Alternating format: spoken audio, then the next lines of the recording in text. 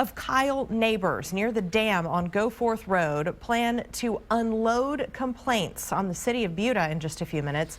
They believe treated wastewater Buda is pumping downstream is behind flooding they have been facing for the past year. KXAN's Lauren Landman spoke today with the city of Buda, who says they're following all the rules in Plum Creek. For those dreaming to have lakefront property, this view might look ideal.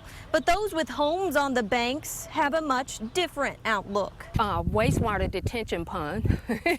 Rosebird moved into her home in the 80s. At that time, the lake was more like a pond and never came close to touching her property.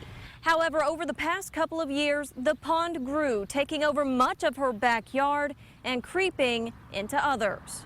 You are dumping Buda's wastewater into the back of my property, and that is causing me to flood. Elizabeth Vargas and her entire family lives near the dam. She says she really started to see the lake grow in 2012. Not go down like it used to.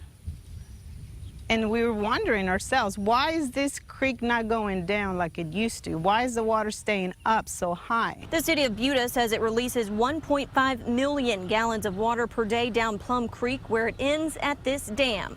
Buda officials say they are following all the rules and comply with the Texas Commission on Environmental Quality regulations.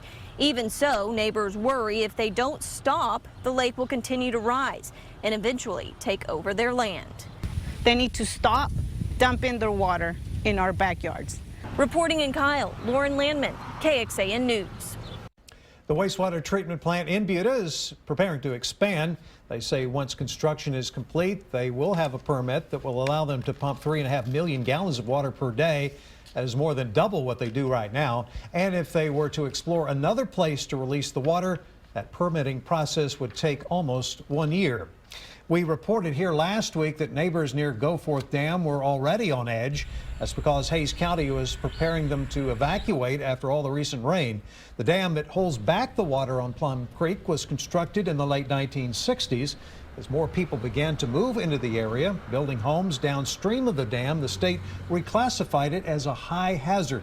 The structure has been under construction since October to bring it up to safety standards currently, and that work could wrap up in the next 2 years.